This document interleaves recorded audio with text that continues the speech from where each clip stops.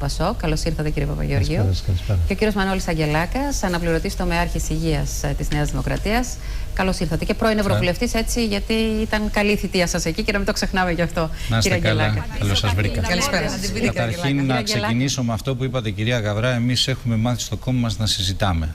Δεν υπάρχουν διαφορετικές προσεγγίσεις, αλλά όλοι στηρίζουμε τον πρόεδρό μας, Αντώνη Σαμαρά, σε αυτού του είδους τη δύσκολη διαδικασία. Το δεύτερο είναι ότι από την αρχή κάναμε ξεκάθαρο και στους πολίτες της χώρας ότι το πρόβλημα της χώρας λέγεται Γιώργος Παπανδρέου. Και βάλαμε σαν θέσφατο την άμεση απομάκρυνση του Πρωθυπουργού, ο οποίος για μας είναι αναξιόπιστος και επικίνδυνος.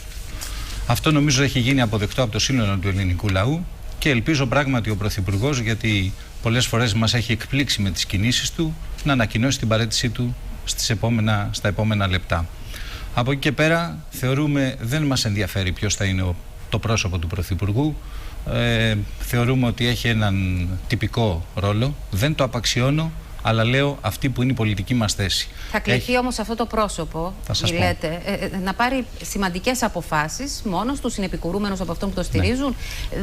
Θα το δούμε αυτό. Θα κληθεί. Σημαντικότατα ζητήματα για τη χώρα, κύριε Αγγελάκα. Θα κληθεί να υλοποιήσει κάποιες δεσμεύσεις που παίρνουν τα δύο μεγάλα κόμματα όσον αφορά πάρα πολύ συγκεκριμένες επιδιώξεις.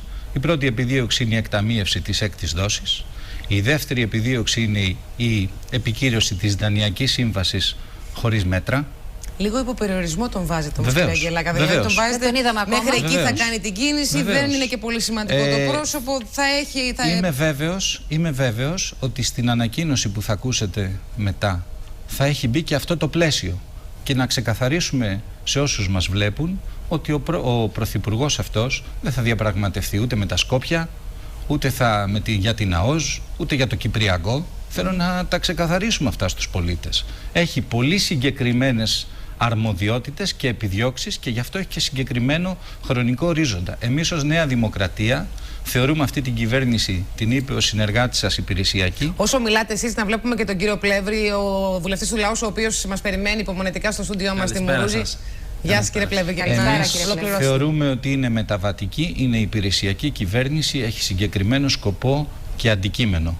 Και θέλω να πω κάτι, ένα σχόλιο σε αυτά που είπε ο κύριος Παπαγεωργίου. Εμείς δεν είμαστε εδώ Βέλγιο για να έχουμε ακυβερνησία για μήνες. Η κρατική δομή δεν είχε τη δυνατότητα να ανταποκριθεί. Αυτή τη στιγμή όλα τα έσοδα... Βεβαίως. Ο κύριος Παπανδρέου, κύριε Παπαγεωργίου, ο κύριος Παπανδρέου έχει ξεσηκώσει με τη συμπεριφορά του τους Ευρωπαίους εταίρους μας και με αυτά τα καμώματα που έκανε μας έφερε σε αυτή τη θέση. Η τελευταία υπηρεσία και μέγιστη που μπορεί να κάνει είναι να αποχωρήσει άμεσα από την θέση ευθύνη στην οποία τον έστειλε ο ελληνικός λαός πριν 2 χρόνια και να δούμε πώς θα τα συμμαζέψουμε αυτά τα συντρίμμια που προκάλεσε ο κύριος Παπανδρέου. Κάτι τελευταίο θα ήθελα να σας πω. Για μας η διεξαγωγή άμεσων εκλογών είναι άμεση επιδίωξη. Επειδή υπάρχει ένας τεχνικός χρόνος για την υλοποίηση αυτών των αποφάσεων, θα προσπαθήσουμε να ανεχτούμε, να αρκεστούμε στον ελάχιστο δυνατό χρόνο, αλλά είναι η ώρα να μιλήσει ο λαός. 3 μήνες είναι και λίγος ο χρόνος. 3 μήνες κυβέρνηση. Εάν μπορεί να γίνει και τεχνικά νωρίτερα, θα το δούμε. Εάν μπορεί να γίνει τεχνικά νωρίτερα. Εννοείται πριν την 19η Φεβρουαρίου. Κοιτάξτε, αυτή τη στιγμή μπήκε μια ημερομηνία ορόσημο. Η ουσία είναι αυτή να κλειδώσει και να προχωρήσουν τα πράγματα στο δεσμευτικό πλαίσιο στο οποίο αναφέρθηκα πριν. Και φέραμε τη χώρα μετά από μια περίοδο μακρά χρεοκοπίας. Δημιουργήθηκε τη χώρα έχει χρεοκοπήσει. Όπως και να δει κανένα στα οικονομικά μεγέθη, η χώρα ήταν χρεοκοπημένη. Λάθος θα κάνετε. σας πω μόνο ένα στοιχείο. Δεν κάνω καθόλου λάθος. Θα σας πω ένα στοιχείο για να σας πω ποια είναι τα στοιχεία. Η Αργεντινή, την οποία φοβόμαστε θα φτάσουμε, είχε απώλεια το χρηματιστήριο της σε 10 χρόνια την περίοδο 2000-2010. Μιλάτε για χρηματιστήριο εσείς, ειδικά του Πασόκ.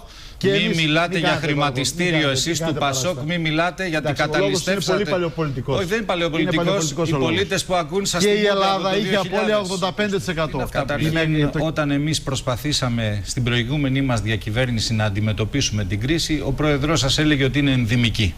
Θα θυμίσω ότι εμείς και το ΤΕΜΠ φτιάξαμε και τις καταθέσεις των πολιτών εγγυηθήκαμε όταν εσείς δεν είχατε πάρει χαμπάρι τι γινόταν. Ένα το κρατούμενο. Δεύτερον, χωρίς να μπαίνω σε παρεφοντολογία, Έχω αυτή τη στιγμή τους πίνακες μπροστά μου, αλλά δεν θα τους πω, γιατί δεν ενδιαφέρει αυτό τους πολίτες. Τι δανειστήκαμε εμείς, τι δανειστήκατε εσείς και τι παραλάβατε. Τελείωσε και αυτό. Εμείς δεν χάσαμε την εξουσία διότι αποτύχαμε στο οικονομικό κομμάτι. Την εγκαταλείψατε. Δεν χάσαμε την εξουσία. Για άλλους λόγους.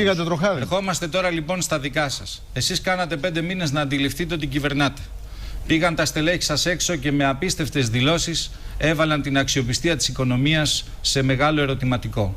Τα περάσουμε γρήγορα, κυρία Αγγελάκα. Ναι, βεβαίως. Έρχομαι λοιπόν τώρα στο σήμερα. Το σήμερα αυτή τη στιγμή είναι ότι πρέπει να εγκαταστήσουμε την αξιοπιστία της χώρας που έχει πληγεί λόγω του Πρωθυπουργού του Γεωργίου Παπανδρέου που απέρχεται. Αυτό λοιπόν θα είναι το αντικείμενο, η επιδίωξη μιας νέας κυβέρνησης που θα προκύψει από τις εκλογές. Άκουσα τον κύριο Πλεύρη πριν που είπε 3 μήνες δηλαδή θα είμαστε σε στάση αναμονής να την Κοιτάξτε, υπάρχει αντικείμενο. Ναι, να σας δώσω η αξιοπιστία πρέπει να αποκατασταθεί άμεσα από ό,τι καταλαβαίνω. 3 μήνες δεν μπορεί να είναι στάση αναμονής και να περιμένει κανείς να έρθει η επόμενη κυβέρνηση. Αποδεικνύεται από τη δέσμευση των 2 μεγάλων κομμάτων όσον αφορά αυτά που μας ζητούν και τα οποία θα κάνουμε. Αλλά από εκεί και πέρα υπάρχει και η τρέχουσα ζωή. Έχετε υπόψη σας. Θα σας πω. Περιμένετε. Δεν δέχεστε τη σύμβαση, δεν δέχετε αυτή τη συμφωνία. Ήταν επώδυνος, ήταν προδοτική. Αλλά υπάρχει κανείς που αυτή τη στιγμή. Τη μάχη τη δίνει. Ναι, αλλά τώρα δεν είναι καλό. Εγώ σας άφησα να μιλήσετε χωρίς να σας διακόψω. Δεν σας δίνω για τη συμφωνία. Εσείς να πάτε να υπογράψετε γιατί τον δικό σας και την κυρία Διαμάντο Μανολάκου, η οποία είναι κοντά μας. Μισό λεπτό να ολοκληρώσω. Έχετε καταλάβει ότι το έλλειμμα αξιοπιστίας και οι γραπτές διαβεβαιώσεις απευθύνονται ουσιαστικά στο Πασόκ εξαιτίας του Πρωθυπουργού? Ο Σαμαράς δεν έχει διοικήσει.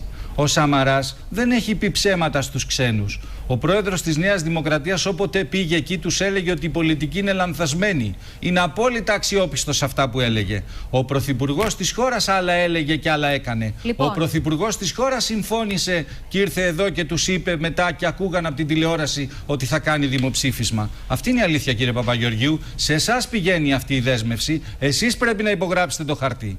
Λοιπόν, όχι η Νέα Δημοκρατία. Το χαρτί